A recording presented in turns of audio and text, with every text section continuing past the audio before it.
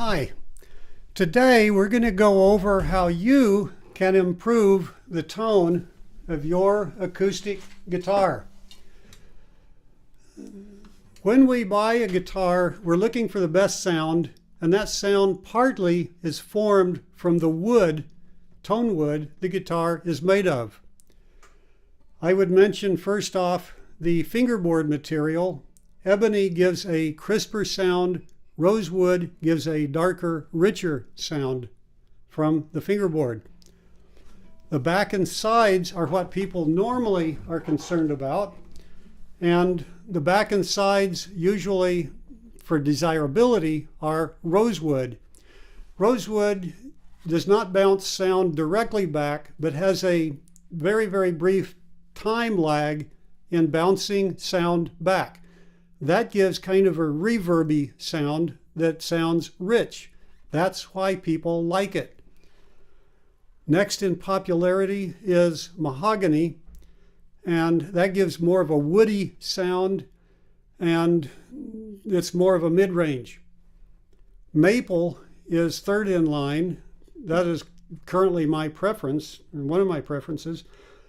Maple simply bounces sound back. Whatever the top of the instrument is giving it, it just sends it right back. It does not color the sound. It does not give richness to the sound. So, how can we get richness from a maple guitar? Well, let's see how this can sound.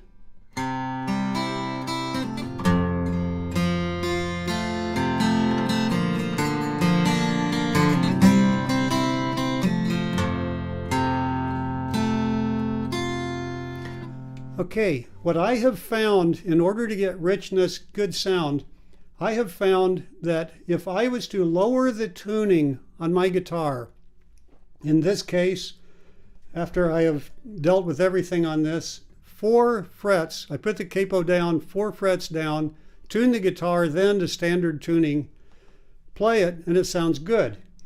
I can now back the capo off and play in a lower key, which is an advantage. If you like playing in G, which bluegrass guys like me like, then you can sing in the key of F by just capoing down.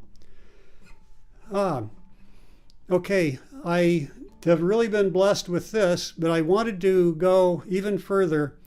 And what if I could brighten this instrument even more somehow, so I really get the crisp sound?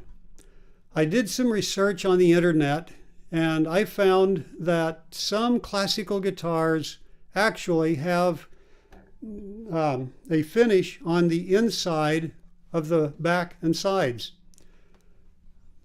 I am told that nitrocellulose lacquer is the #1 choice of finish. And I went out and bought some Balin stringed instrument lacquer B104 1406.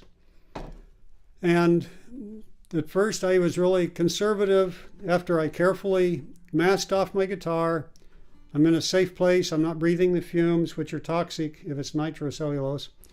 I gave a light coat, let it dry, checked out the tone, and I thought, wow, that sounds better. So I went ahead, I ended up giving 2 moderate coats of finish to the inside of the back and sides. I let it dry for 5 weeks, so I can't smell anything, so I know that it's no longer toxic. And I really liked the results. Note, I am not making a shiny finish on the inside of my guitar. This stuff is low vehicle, meaning that when it dries, it has less material for each coat than what you're going to get from buying the lacquer, whatever, from the hardware store. So this would actually be preferable in my opinion. Okay, so just the 2 moderate coats is going to kind of color the wood a bit, but does not make it shiny. It does not make it obvious that you put lacquer on the inside of your instrument. The goal is simply to harden the finish on the inside, harden the surface on the inside, so it will bounce sound back more, brighter, better high frequency response. Okay, if you have a rosewood guitar, I would be kind of cautious and just a light coat. Once you put it on, you can't take it off. Is this what you want? I did end up putting this on my Yamaha Professional Series rosewood back guitar, and I was happy with the results. This would logically be most appropriate for mahogany and maple instruments, but could be done on rosewood. Okay, if you are going to permanently play in, or long-term play with lower string tuning, you are going to want to check your tension rod. Do you need to loosen your tension rod so your neck relief is more appropriate? Okay, next I'm going to touch on finger picks, thumb picks, flat picks. Picks are usually overlooked when we talk about tone, but it is the cheapest way to increase the tone of your guitar. Here I am taking a Clayton fake tortoiseshell flat pick, 0.56 millimeter is my favorite. I am going to take a file and I am going to thin the tip. I am then going to sharpen the tip, and in this case I am going to take masking tape, put it on the grip and punch a hole in it, so this thing now is gripped really nicely and doesn't flop out of my fingers, and it gives a nice crisp tone.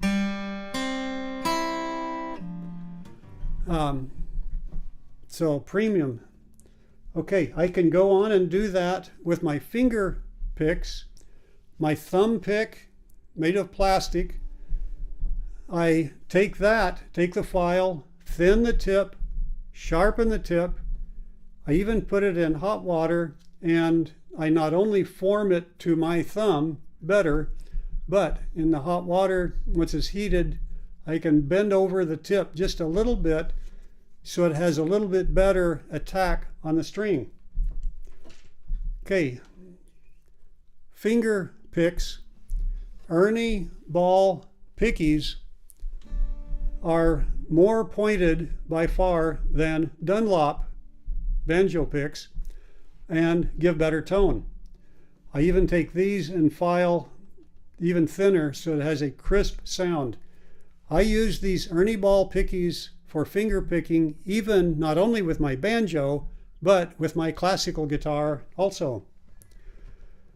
Okay, if you are doing this, you have lowered the tension on your strings and you decide, yeah, that's what I like. You're going to want to play closer to the saddle because you're moving everything down. If you keep playing in the same place you had been and you have it detuned 4 frets, it's going to sound more muddy. So you're going to want to play closer to the saddle. A minor thing, I am picking, when finger picking, I have found if I am slightly picking upward, I get better tone. Okay, that is basically it for the secrets that I have found and discovered how to get better tone from my acoustic guitars. While I'm here, I want to pass on another secret radical idea. In 1973, up to that point, I hated the name of Jesus. I thought he was a mythical person that had no relevance to my life. But a guy sat me down and I came to realize that the Old Testament talked about a Messiah who is going to come and make people right with God. And Jesus was that Messiah.